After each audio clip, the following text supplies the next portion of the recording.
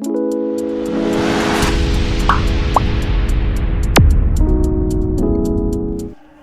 दोस्तों, welcome to genius classes. जैसा कि हमने एग्रीकल्चर इंट्रोडक्शन देख लिया था और आज हमारा नेक्स्ट जो चैप्टर है वो है पोषक तत्व। पोषक तत्व चैप्टर का हम डिटेल में अध्ययन करेंगे। तो सबसे पहले हम देख लेते हैं पोषक तत्व की डेफिनेशन की। पोषक तत्व क्या होते हैं? तो वे सभी तत्व जो पौधों की वृद्धि और विकास में सहायता करते हैं, मतलब वे तत्व जो पौधों की वृद्धि में और विकास में दोनों चीजों में जो सहायता करते हैं उन्हें हम क्या कहते हैं? पोषक तत्व कहते हैं। तो पोषक तत्व में तो पौधों की जो वृद्धि है, जो लंबाई है, उसमें जो सहायता करता है तो एक वो पोषक तत्व को गिनेंगे, और जो विकास है उसमें सहायता करता है वो पोषक तत्व को गिनेंगे। तो ये दो पॉइंट ध्यान रखना है, एक तो वृद्धि होनी चाहिए, विकास होना चाहिए। ऐसे तत्वों को कहते हैं पोषक तत्व कहते हैं। अब हम बात करते हैं पोषक तत्वों के अनिवार्यता के सिद्धांत की। पोषक तत्वों की अनिवार्यता की क्या सिद्धांत और किसने दी?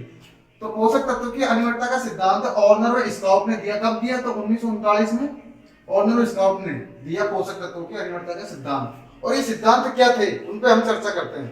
तो जो तत्व पौधों की वानस्पतिक एवं जनन अंगों की वृद्धि, किन अंगों की वृद्धि? वानस्पतिक एवं जनन अंगों की वृद्धि एवं विकास में सहायता करता है तथा इसके अभाव में पौधा अपना जीवन चक्र पूरा नहीं कर सकता, उसे क्या कहते हैं?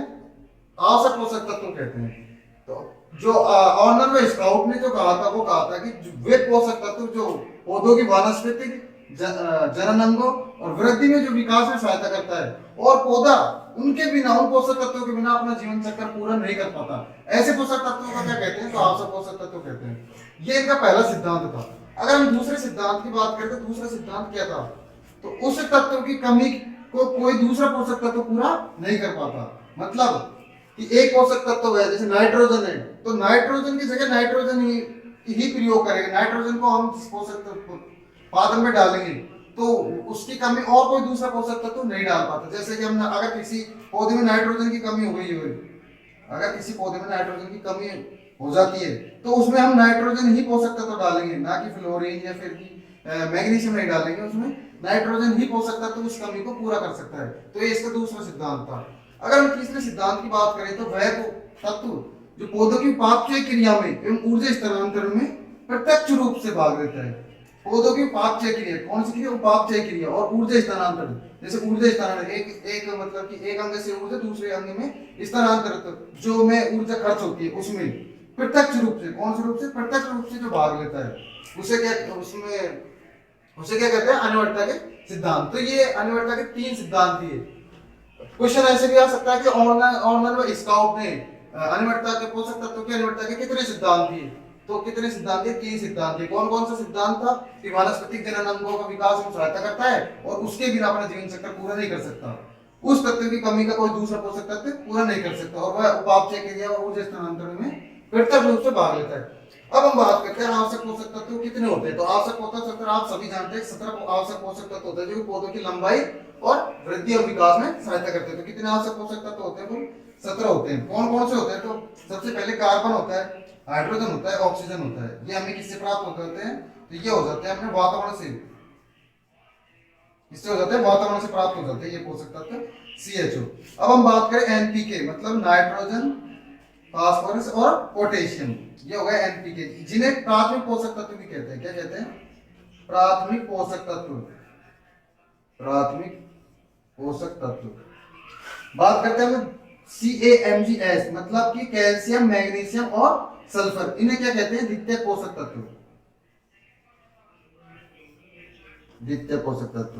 और ये सभी आते हैं, इसमें आते हैं सूक्ष्म पोषक तत्व में। सूक्ष्म पोषक तत्व। तो ये कुल मिला के हो गए अपने 17 आवश्यक पोषक तत्व। जो कार्बन, हाइड्रोजन, ऑक्सीजन, जो CHO, NPK और ये CAMGS, ये सभी पोषक तत्व है। इनकी पौधों को आवश्यकता पड़ती है 1 ppm से अधिक, मतलब इन सभी की आवश्यकता 1 ppm से अधिक पड़ती है, और अधिकतर इन पोषक तत्वों की ही पौधे में कमी होती है। जो हमारे सूक्ष्म पोषक तत्व है, जैसे फ्लोरीन, कैल्शियम, जिंक, इन सभी की जो आवश्यकता होती है वो 1 ppm से कम होती है। 1 ppm से क्या होती है? कम होती है। तो ये पॉइंट भी ध्यान रखें आप कि जो हमारे CHO, NPK और CNGS है, इनकी जो हमें आवश्यकता होती है वो 1 ppm से अधिक होती है, और जो हमारे सूक्ष्म पोषक तत्व हैं उनकी 1 pm से कम आवश्यकता होती है। आगे बात करते हैं आवश्यकता के आधार पर वर्गीकरण। कि आवश्यकता के आधार पर पोषक तत्वों को कितने भागों में बांटा गया है। जो हमारा फर्स्ट है वो है संरचनात्मक, मतलब संरचनात्मक पोषक तत्व कौन कौन से होते हैं, इनका कितना भार होता है। तो इनका भार होता है वातावरण में 96%। कितने कौन कौन से पोषक तत्व होते हैं, तो सबसे पहले है कार्बन पोषक तत्व। कितना भार होता है, तो इसका होता है 45% वातावरण में भार होता है। दूसरी बात करते हैं हाइड्रोजन। हाइड्रोजन कितना भार होता है, तो 6%। तीसरी बात करते हैं ऑक्सीजन। ऑक्सीजन में कितना होता है, तो 45%। और ये किससे प्राप्त होते हैं, तो वातावरण से प्राप्त होते हैं, ये जल से प्राप्त और वायु से प्राप्त होते हैं। कौन से पोषक तत्व, CHO पोषक तत्व। तो ये कौन से हो गए हमारे संरचनात्मक पोषक तत्व। दूसरे हम बात करें तो मुख्य पोषक तत्व की बात करते हैं। मुख्य पोषक तत्व को 2 भागों में बांटा गया है। कौन कौन से भागों में बांटा गया है, तो प्राथमिक पोषक तत्व और द्वितीय पोषक तत्व। प्राथमिक पोषक तत्व कौन कौन से होते हैं, तो पहले बता दिया था कि प्राथमिक पोषक तत्व होते हैं NPK, जिन्हें क्या कहते हैं, तो जिन्हें उर्वरक पोषक तत्व भी कहते हैं। दूसरी बात करें द्वितीय पोषक तत्व। द्वितीय पोषक तत्व कौन कौन से होते हैं, तो कैल्शियम होता है, मैग्नीशियम होता है और सल्फर होता है। तो ये हो गए हमारे मुख्य पोषक तत्व। तीसरे पोषक तत्व की बात करते हैं सूक्ष्म पोषक तत्व। तो सूक्ष्म पोषक तत्व में कौन कौन से आते हैं, इनके अलावा इन सभी को छोड़कर, तो संरचनात्मक मुख्य पोषक तत्वों को छोड़कर जितने भी हमारे 17 पोषक तत्वों में से बचे हैं वो सभी किस में आते हैं, तो सूक्ष्म पोषक तत्व में आते हैं। और ये सभी क्या है, ये है सूक्ष्म पोषक तत्व। आगे हम बात करें तो अखनिज तत्व। अखनिज तत्व कौन कौन से हैं, जो तो CHO। ये किससे प्राप्त होते हैं, हमें वातावरण से प्राप्त होते हैं। तो ये कैसे हुए, वातावरण से प्राप्त होते हैं। तो ये कैसे हुए, अखनिज तत्व हुए। दूसरी बात करें खनिज तत्व। खनिज तत्व कौन कौन से, तो इनके अलावा जितने भी बच गए हैं 17 में से पोषक तत्व, वो क्या हो गए, हमारे खनिज तत्व। तो ये सभी हमारे हो गए खनिज तत्व। खनिज तत्व तो ये हो गए हमारे आवश्यकता के आधार पर वर्गीकरण। हम बात करते हैं कमी के लक्षण के आधार पर वर्गीकरण। किनका वर्गीकरण, पोषक तत्वों का वर्गीकरण। कि पौधों में पोषक तत्व में कौन से पोषक तत्व कहाँ कमी के अपने लक्षण प्रदर्शित करता है। सबसे पहले हम नीचे से चलते हैं। तो ये एक पौधा है और इसकी ये निचली पत्तियां हैं, ये निचली पत्तियां हैं, ये बीच की पत्तियां हैं, और ये सबसे शीर्षस्थ पत्तियां जो ऊपर आप देख रहे हैं, ये सबसे ऊपर की पत्तियां हैं। तो सबसे पहले देखते हैं निचली पत्तियों पर। तो ये पुरानी नीचे की पत्ती रहेगी वो सबसे पहले आ जाएंगी और सबसे पुरानी होगी। तो पुरानी और निचली पत्तियों पर किन पोषक तत्वों के कमी के लक्षण दिखाई देते हैं, तो वो दिखाई देते हैं नाइट्रोजन, NPK और MO और Mg। किनके, NPK, MO, Mg।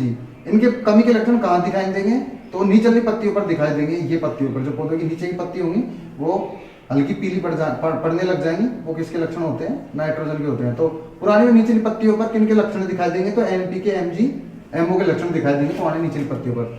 अगर हम मध्यम पत्तियों पर बात करें, नई पत्तियों पर, जो भी इनके बाद जो पत्तियां आई हैं वो, तो उस पर फेस क्यूमन, मतलब FESCUMN, इसकी ट्रिक है फेस क्यूमन।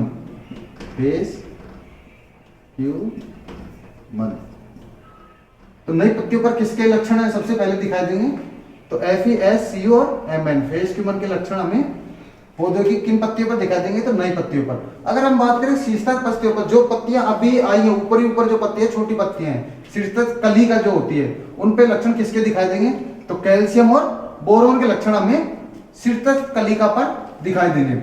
अगर क्वेश्चन आ जाए मध्यम पत्तियों पर किसके दिखाई देंगे, तो वो देंगे जिंक के। पौधे में मध्यम पत्तियों पर किसके कमी के लक्षण दिखाई देंगे, तो वो देंगे जिंक में। वीडियो अच्छा लगा हो तो वीडियो को लाइक करें, सब्सक्राइब करें और ज्यादा से ज्यादा लोगों तक शेयर करें, ताकि नए से नए जो स्टूडेंट हैं, जो कोचिंग की फीस अफोर्ड नहीं कर पाते, उन लोगों तक ये वीडियो शेयर करें, ताकि वो भी इन वीडियो को पढ़ के नहीं जेट ICR BHU क्रैक कर सके और अच्छी से अच्छी यूनिवर्सिटी में पढ़ सके। तो वीडियो को ज्यादा से ज्यादा शेयर करें।